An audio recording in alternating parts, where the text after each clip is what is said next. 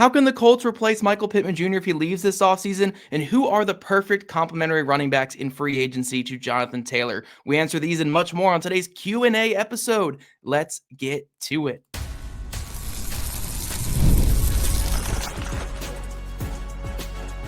You are Locked On Colts, your daily Indianapolis Colts podcast. Part of the Locked On Podcast Network, your team every day. Welcome to Locked On Colts, part of the Locked On Podcast Network. Now, the number one sports podcast network around. Today's episode is brought to you by FanDuel. Use your profit boost on an NBA future and get entered for a chance to win a trip to the NBA Finals. Play your game with FanDuel, the official sports betting partner of the NBA. Hello, everyone. My name is Zach Hicks, your resident film nerd of HorseshoeHuddle.com, and I'm joined, as always, by Jake Arthur, the boots on the ground over at Round Table Sports. As we talked about yesterday, we got a billion questions from you guys in our call out for offseason questions. And with us being in the dead period of the offseason, you guys are helping us put together these shows. So without further ado, we're going to dive into more of your guys' questions. We're going to structure it similar to yesterday, talking about free agency, talking about current Colts and just the future with this team, and then talking a little bit about the draft as well to close out the show. So, Jake, let's dive into it to start off with free agency. We got a question from Twitter, AR1888. Is there a low-end free agent running back that you could see coming in to spell Jonathan Taylor? And you and I found a couple of, again, these are SPO-Track projections on the per years for these guys, but we found a couple guys that make some sense. From Brian Robinson, projected to make $3 million according to SPO-Track, Kenneth Gainwell $2.9 million, and then Tyler Algier $1.8 million. I don't know about you, Jake, but if Tyler Algier is making $1.8 million, I would love to have him in Indy as a backup. I think he would be absolutely perfect behind Taylor. I know he didn't rush over 4 yards a carry last year, but a powerful runner who can get in the end zone, in the red zone, and get short yardage conversions. Sign me up all day, every day for that. But I also really like Kenneth Gainwell as well. He's been super good the last couple places he's been, and he has played under Shane Steichen before. So I think he would be awesome as well. Yeah, Gainwell was just with the Steelers, right? Yeah, he was with the Steelers last year. Okay. Very good with them. Yeah. But I really wanted him when he left Philly because I thought it was a logical connection to get back with Steichen. But he went to Pittsburgh, was very good, and now he's back on the market again. Okay, yeah, so that is who I was thinking of. Gainwell had a really solid year with Aaron Rodgers and the Steelers. And if you can curry favor with Aaron Rodgers and you could be one of his reliable guys, I think that says a lot. Well, Rodgers can't throw the ball past 5 yards anymore, so he had to throw it to somebody, Jake. Well, he won't throw it to you at all if he hates your guts. We know that about Aaron Rodgers. There's only one target below 5 yards, and it's the running back. It's who he had to throw the ball to. I saw him throw some downfield shots there. Okay. Gainwell. But no, Robinson is very intriguing for me. Algier, unbelievable. Like, he should be one of the top running backs on the market overall, not even just like a buy low candidate. But honestly, Algier is like exactly what the Colts have been yearning for since losing Zach Moss.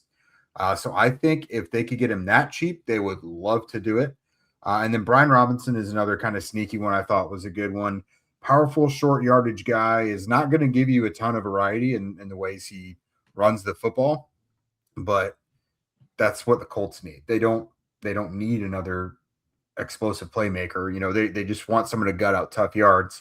And so these guys, Robinson and Algier, and then Gainwell is kind of the passing down back. I think they make a lot of sense. Yeah, no, for sure. Another free agent question here. With everyone and their mother saying the Colts are going to make a splash in free agency, I'm going to know what that means. Does it mean re-signing just Jones and Pierce and calling it a day?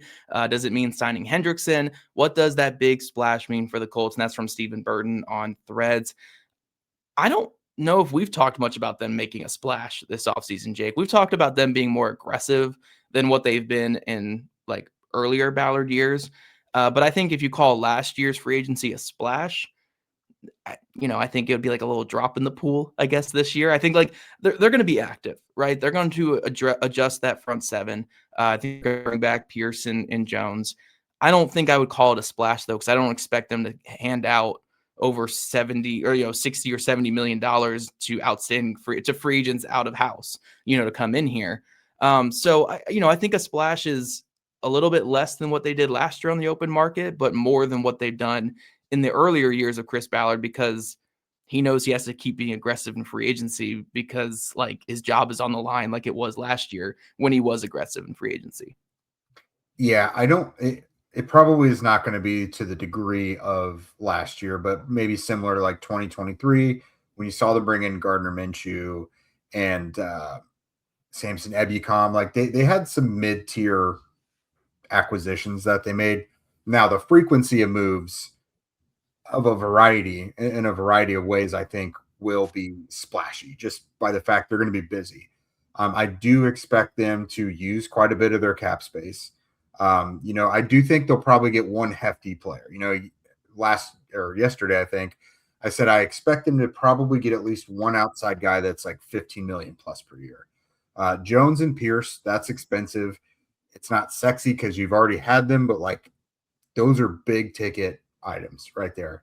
So you get Jones and Pierce, probably one guy that's 15 plus million, and then the rest of the guys that are smaller tier, like capable of playing. You're not just filling your roster with like Corey Ballentines and Khalil Herberts, like when they picked up those guys last year, but respectable nonetheless. I imagine they're going to again use up a lot of that cap space, and some of it created by adjusting their own in-house contracts that we've discussed ad nauseum so far this offseason. It would be interesting because even last year, we don't really see Ballard do much with contracts in like the $5 to $10 million range per year, right? Almost all his contracts are either 10 plus, like he's breaking the bank for top of the market at these positions, like getting Mooney Ward, getting Bynum.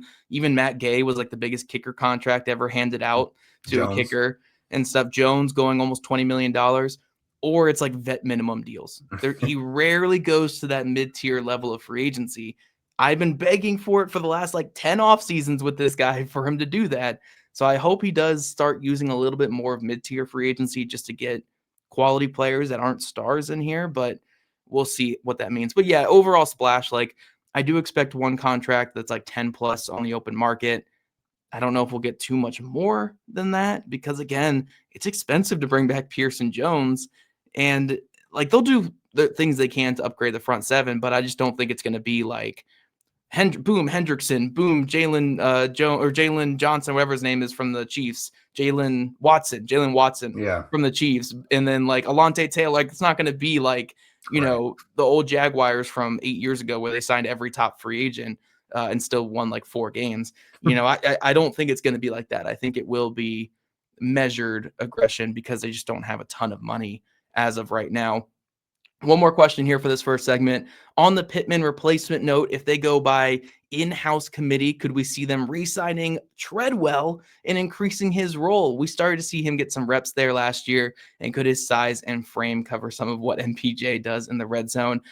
Look, Laquan Treadwell has been a camp favorite of mine the last couple of years. I wouldn't personally trust him for that big of a role in like the real NFL. I think he's the perfect player that's like right in the middle of like, he's too good for the practice squad and too good for the preseason, but he's probably not good enough for Sundays at this point. I think he's a fine, like bottom of the roster guy if it came down to that, but I would like to see them go to the draft or, have it be more Ashton Dulin, I guess. I think Dulin has been a better receiver than him the last couple of years for sure. Treadwell is not really the first name that would come to my mind. I think there are avenues just to get another guy in that committee though, and like in the draft or low end free agency. I don't think I would go to Treadwell for that. And that comes from Ethan over on Facebook, by the way. Yeah, I'm glad our guy Ethan mentioned Treadwell because I actually just wrote about the Colts in-house free agents today. I ranked them 1 to 28 in the order of which I consider the urgency to re-sign them. And I actually wound up having Treadwell higher than I thought. Number one on your listen list. To this though. It's like year 10 for him, over 30 years old, and suddenly he becomes a special team standout. Most special team snaps he's played, had 6 special team stops, had the best year of his career as a special teamer in year 10. So really solid there.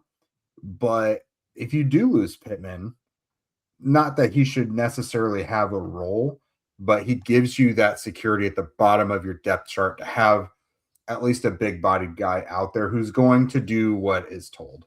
Now, that doesn't mean you shouldn't go look for a replacement outside for Pittman. Like we've both talked about the draft. I really like Malachi Fields from Notre Dame, for example. So like you still go look in the draft for a replacement for Pittman, but that doesn't mean you just have to completely dump out all the other guys for the bottom of the roster. Again, he's a role player. You need role players, and he's going to play on the vet minimum. If he stays on the practice squad all year again, cool. He's going to be super cheap, so it doesn't hurt anything really. Send this to any Vikings fan Laquan Treadwell is good. Jake Arthur said that on today's episode. But coming up, guys, we're going to talk all about players that are currently on the Colts roster and some of your questions regarding them and this Colts team going forward. Tax season does not have to take over your life. I know it feels like it does. Like, I'm putting off starting it right now. So heed my words. I'm trying to convince myself here. This year, TurboTax is making it easier than ever to just hand things off and move on with your day. With TurboTax Full Service, you can have your taxes done for you by a trusted local expert start to finish without the stress or guesswork. Instead of spending hours trying to figure out forms, you can meet with a local TurboTax expert in person or connect online. They handle everything from W-2s to self-employed forms, and they work to get you every deduction. It's a huge time saver, and it gives real peace of mind knowing that an expert is handling it. For a limited time, you can have your taxes done by a local TurboTax expert for just $150 all in if a TurboTax expert did not file for you last year. Just make sure to file by February 28th. So take taxes off your plate and get back to your life. Visit TurboTax.com/local to book your appointment today. Welcome back, everydayers. As you will notice yesterday and today, we always get a good bunch of questions from our everydayer clubs over at the Discord server that we've got there. If you haven't already joined, you're going to get ad-free audio for us, an invite to that party that is our Discord server. Just go visit lockedoncolts.supercast.com. You can gift a subscription as well. Regardless, you can always also check out the link in our show notes. So we're going to move on to our next question, which is from the Everydayers Club. At what point of the season should we see the results of this younger and faster effort on the defensive side of the ball that Chris Ballard mentioned? At that point, when will we know if Ballard is still going to be here moving forward, or at what record would it be time to pull the plug and just move forward if it is midseason? So I'm going to kind of manipulate this question basically into Chris Ballard has already said they need to get younger and faster on the defensive side of the ball, essentially. Number one, how critical is it that Carly Ursay-Gordon sees that effort this offseason? Like, do they go into the season with Samson Ebukam and Tyquan Lewis back? Do they, is Jermaine Pratt back? Like, is Zaire Franklin still on the roster? Does he actually follow his words and make this a younger, faster defense? And if he does, and if he puts in the effort, but it still blows up, kind of like last year did, like, is that damning on him? Yeah, 100%. Okay. I didn't know if you were being rhetorical there, if you were asking me. No, I would. Yeah. No, I legit want to hear what you said, because we're like, he's got a very short leash for you and I, anyways. Yeah, I will say this.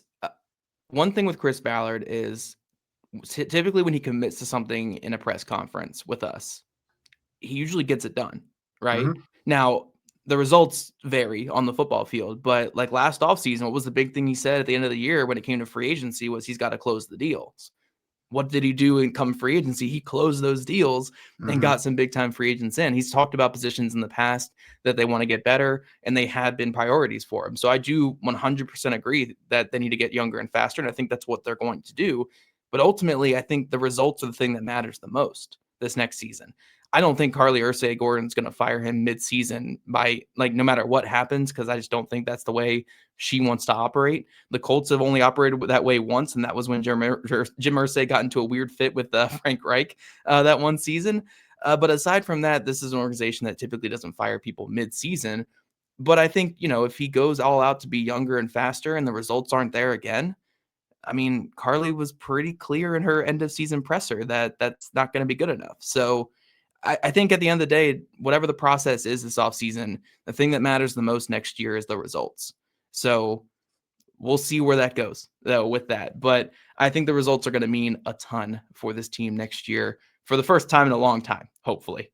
Hopefully. I guess we can only say hopefully, because who knows at the end of the day with the Colts.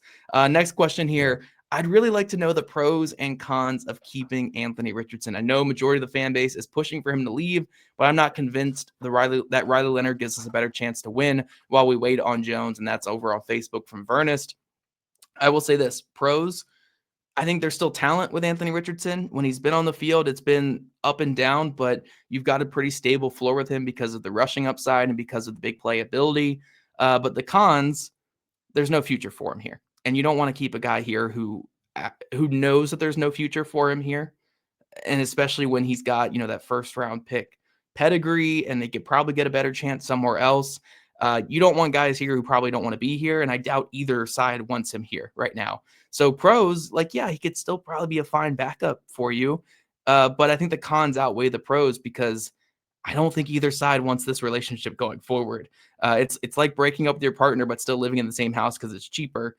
I don't think that's a good situation for either side, even if it's fiscally responsible, and I think that's kind of the situation right now with Richardson. And that's why I think you're seeing more of this push to move him this offseason, just because it makes sense for everyone involved. Yeah. If you just kind of read the tea leaves from what the Colts have put out publicly, it's the least committed they've ever been to, overly gushing on him like they always have in the past, especially Chris Ballard. And any of the conversations I've had kind of behind the scenes about this situation and what might transpire this offseason, this is it's like the most passive aggressive breakup. No one wants to bash the other side, but no one is firmly saying yes, I want out. Yes, we want him gone. It all feels very amicable and we'll see, but so non-committal, which all leads me to believe it's done. No one just wants to be the one that hurts the other side's feelings, but it's done, Yeah. No, I completely agree. There's just no point in continuing it. Again, in terms of asset management, maybe as an asset, it makes more sense to keep him. But this is also a people management where you don't want to keep a stale relationship going on just because, so I think it does make sense just to make that move. And then speaking of Anthony Richardson, what's the immediate trade value and draft capital of both Michael Pittman Jr. and Anthony Richardson in hypothetical trades? And then do you think they use the draft capital to plug the holes on defense or offense, or how do you really use that draft capital? And that's from Dev on Twitter. I'm going to answer this real quick, Jake, and I'll throw it to you. I don't think the draft capital is going to be significant enough to where you're going to rely on those picks to plug anything. I think they're going to be just shots on day 3 because I don't expect the trade value to be much for either of them. Richardson, I think at max you could get a 4th, and that's the Trey Lance, using Trey Lance as a guide. For Trey Lance got traded for a 4th to Dallas, but that came in training camp when a team was a little bit more desperate. So maybe, but I think more of a 5th. And then Michael Pittman Jr., even though I think the contract is fairly tradable, $24 million, I don't know how many teams are lining up to take on $24 million.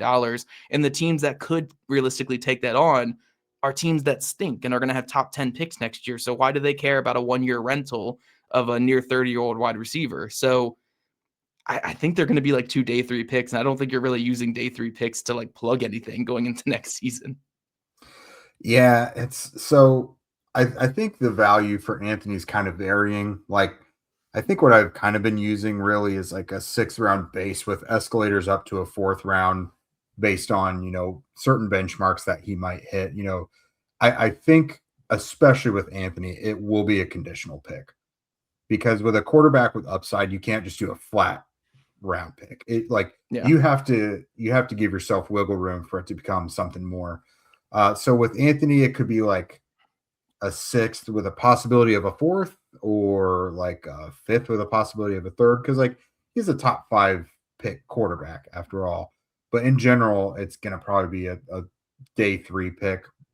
And that means you wouldn't be able to use him this upcoming draft. That would be for the next draft because you got to wait for the conditions to play out.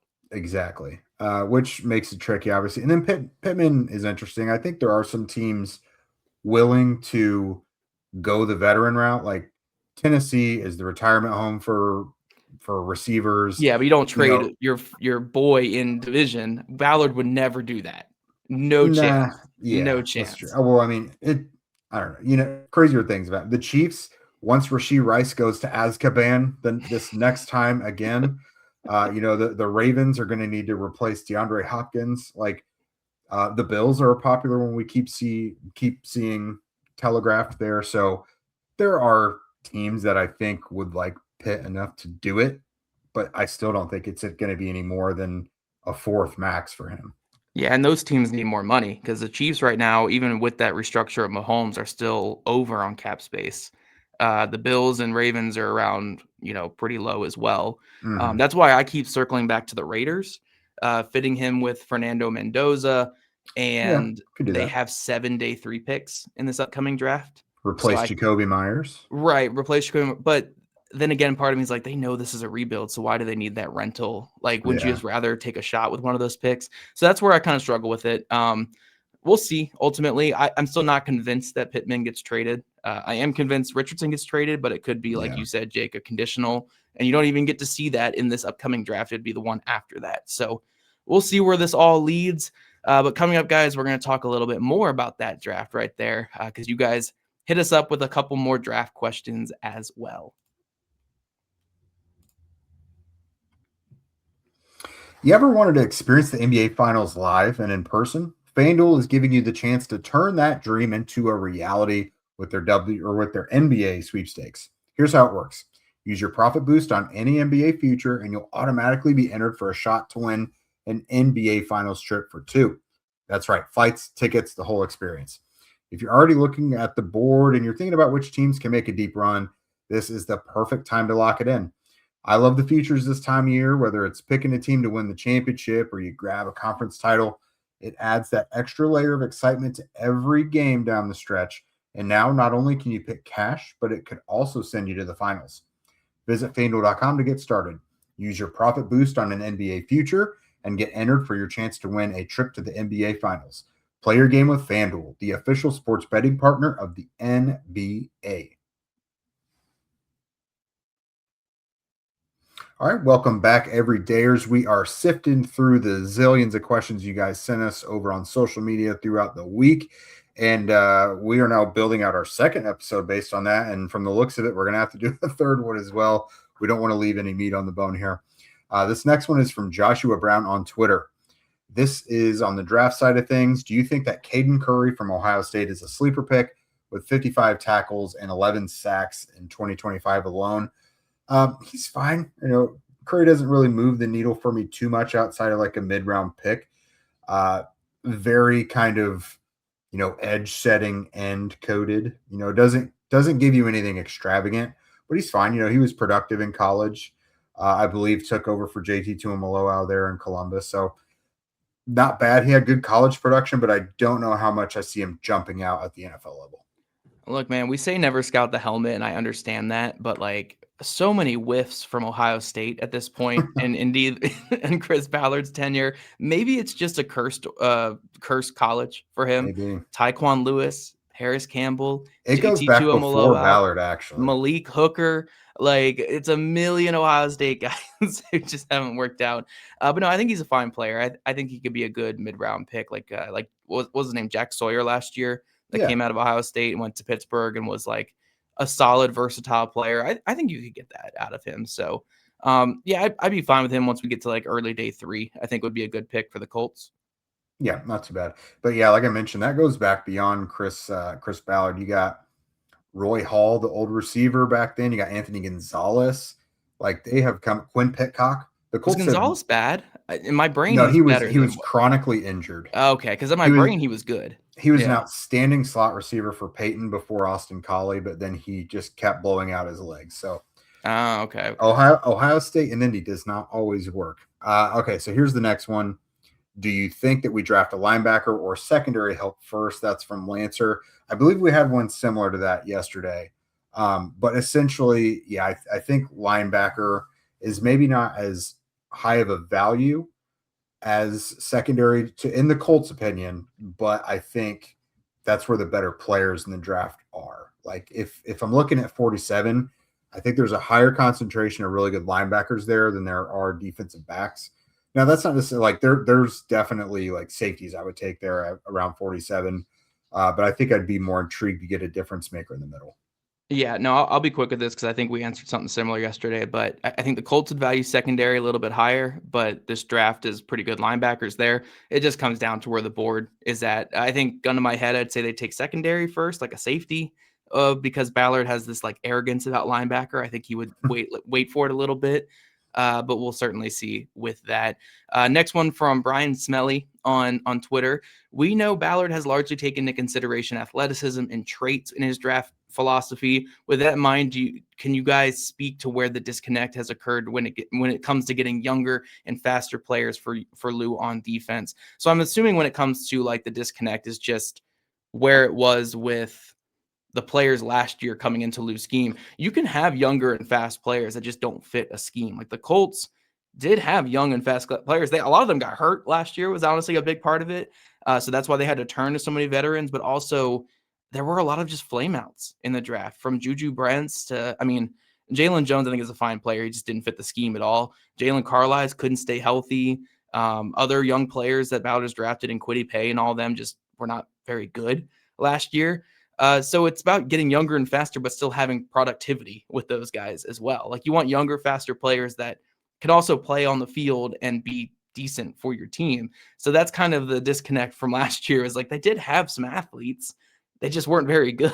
So that's why they had to fill these gaps with Mike Hilton and Jermaine Pratt and Xavier Howard. So ideally this next year, they keep adding more youth and speed. They stay healthy for once, for the first time in my time covering this team, and they're able to keep that talent on the field. That's the difference between being an old and slow defense and being younger and faster is, again, guys performing, adequately or above adequate, and then staying healthy, and training camp will be a big part of it. Yeah, and I'll just put kind of a general bow on it. There's kind of a classic struggle in draft rooms with the coaching staff and personnel side. The personnel side is usually looking big picture and like down the road, longevity of a pick. What will they look like in 2-3 years? Like this guy could really pop for us then. Coaches want guys that contribute right now. So that's kind of a dance that personnel side and coaching, they have to kind of work together to figure out, okay, what do you need and what timeline? But that's always kind of an eternal struggle on most teams, I would imagine. Yeah. This next one is from Twisted Clown on Twitter. This one's fun. I like all the questions in here. I'm going to yell about one of them, though. I can't wait for this one. Okay. Aiden Fisher and Elijah Surratt from IU are projected 3rd and 4th rounders in several mock drafts. Would you pass on either if available or on both picks? Let's just start there. So basically, what did Aiden Fisher and Elijah Surratt do for you? I wouldn't take either in first on day 1 or day 2. I know that might sound like a hot take with Surratt. I'm just not a huge fan of his projection to the NFL. I thought he was the 3rd best receiver on Indiana this past year, which again might sound a little hot takey, but he doesn't separate much for me. He's kind of a contested catch guy. He's fine. I think he could be a fine player. Like round 4, I'd feel comfortable with him. And same with Fisher. Like Fisher, I think has a great brain and great eyes and great feel. A little stiff, not the best athlete overall, but I would gladly take him on in round 4. Like we talked about that Notre Dame linebacker that we liked a lot last year, Kaiser, kind of that similar vibe where it's like the mind and the eyes are going to be in the right spot. I think those are good players. So I think, both of them, if they're there early day 3, I'd consider them. I probably wouldn't take them top 100 though. I'm with you. I think the 4th is probably the earliest for me. I do like Surratt as like a guy who's like a really good route runner, and that's how he wins, because I think that translates, and I think that lasts in the NFL. Again, Fisher's fine. He's not exceptional in any one area for me, other than just being in the right place at the right time and understanding what he sees. But yeah, I'm not really big on either before the 4th round. The next one, I love this for you. Drew Aller has also been mocked to the Colts. They say in the 3rd round here, which I guess that's probably about his stock if you look at mock draft projectors. I guess, how do you feel about Drew Aller at all at any point for the Colts? There was never a time in my life I would consider him on the 3rd. Like, I have been a Drew Aller, or Aller, whatever you call his name. I have been a hater since day 1. What a terrible quarterback. Just a terrible. I would take Riley Leonard last year in round 1 before taking Drew Aller before round 7. Like, get out of here with this. Give me Jake at quarterback before Drew Aller. At least I know that I could laugh at that one. Drew Aller would just be sad watching him out there. Absolutely not. Absolutely not. If the Colts do this, you know what? Actually, the reaction shows would be really fun. So maybe it would be funny. Do not draft Drew Aller. Do not draft him. Oh my gosh. Please. Round three? It's a bit rich Maybe considering day how his 4. season I would went. consider him day 4, maybe day 5 of the draft. Before, no, absolutely not. I'll have you know, by the way, my last quarterbacking performance in the Turkey Bowl out here in Brownsburg went very well. I gave it my all. I even had some productive audibles, so I'm just putting it out there. Hey, But probably no, better than what Drew Aller would do in that Turkey Bowl. well, this is hilarious because you know that I will get really hung up on a ridiculous quarterback every year. Get out of here. I'm a Drew Aller guy. I told you last year I was. Oh my gosh, Steven So- Montez all over again. Oh my God, I know. But no, so not to go too much into it, but like Drew Aller is like, obviously his body work is not terrific, but like No, he's known for having a really like a Josh Allen level work ethic where he improves every year. I love his physical tools. I love the arm angles. Like I really like where he could go as a player. I like But where he yeah, could go. He could go to the XFL next year. He I like did that he not- could go there. I don't even think that exists anymore. But no, like I wanted what I really wanted after I summer scouted him was to see him have a big bounce back year. Horrendous year. He got hurt when was out for the year, and Penn State was dog water. They were dog water with him. Well, I know, but I'm saying that kind of just put me out on him. But like, if they go 6th round or something with him, I'm not going to be mad whatsoever. No, I am a Drew Aller apologist. I'm going to be mad. I'm going to be so mad. But we have one more part of this question because Twisted Clown's trying to bring me back in. Saw some big guy from Texas Tech on several second picks, D-line guy. That's Lee Hunter, baby. That's my boy. Yeah. I love him so much, Lee Hunter. The next Pat Williams, according to a lot of people. The next Dalvin Tomlinson type player. He is so much fun. I think he's 6 foot, 4, 330 pounds. He's fluid. He's got quick hands. Oh, he's great. You saw him down in Mobile, right, Jake? He was good down there. He was awesome. A standout for me down there, yeah. Yeah, I love Lee Hunter. I think our first mock draft of the offseason, I gave the Colts Lee Hunter in round 2 because I love him that much.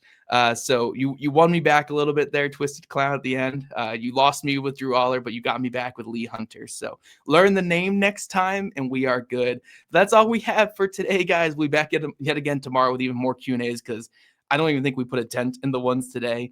So thanks, as always, for tuning in today to Locked On Colts. We'll be back yet again tomorrow. So make sure you subscribe to our show and get all the latest episodes. And if you don't already, make sure you're following at Locked On Colts, at Jake Arthur NFL, and at Zach Hicks 2, all on socials. And if you never miss an episode, the Everyday Club is built for you. Get Locked On Colts audio ad-free, plus members-only Discord access, and much more. Head to lockedoncolts.supercast.com to join the club or follow the link in our show notes right now. And we'll catch you guys back here yet again tomorrow afternoon.